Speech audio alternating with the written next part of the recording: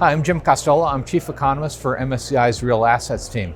My job is to take all the data we collect, take some looks at it, trying to figure out what trends are there and communicate stories to our clients about market performance.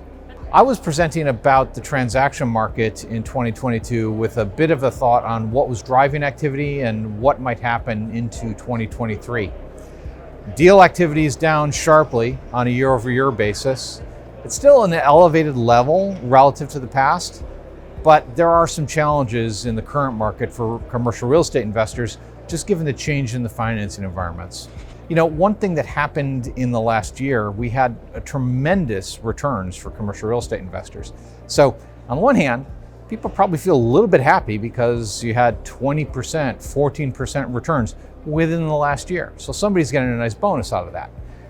Those times are going to start to change. The forces that were driving that outperformance are starting to erode. And so will people be as happy next year at this conference? Will there be the same bonuses? Hard to say. But there's not the kind of environment that drove those outsized returns in the current period moving forward. Interest rates have gone up from what were record lows in the period from end of 2019 to early 2022.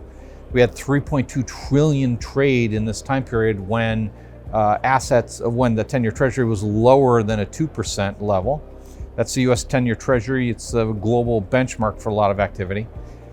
As everything gets reset to a higher rate environment, there's going to be some pain there. There's an opportunity in pain. I mean, there's always money to be made in a down market.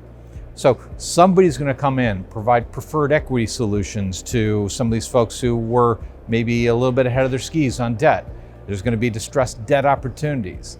There's going to be opportunities in repricing of assets. Not every investor can get into that. You know, it's going to take some specialty skills to get in there.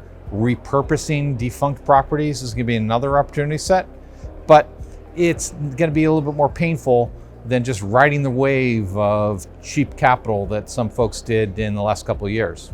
The inflationary environment and rising rates, it's been a challenge because it's not something it's not something we've been dealing with for most of the careers of everybody in the conference here today.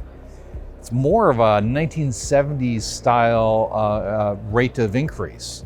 And if you look at, say, the policy rates from the Bank of Canada, it's going up at a very fast clip, reminiscent of what they had to go through in 1973 and 1978 to stuff the inflation genie back in the bottle.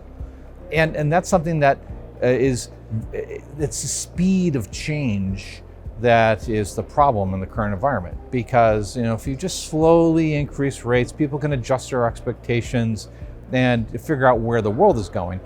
It's been going up so quickly that lenders and borrowers have had trouble coming to grips with what that means, and so we've seen a pullback in deal activity as a result.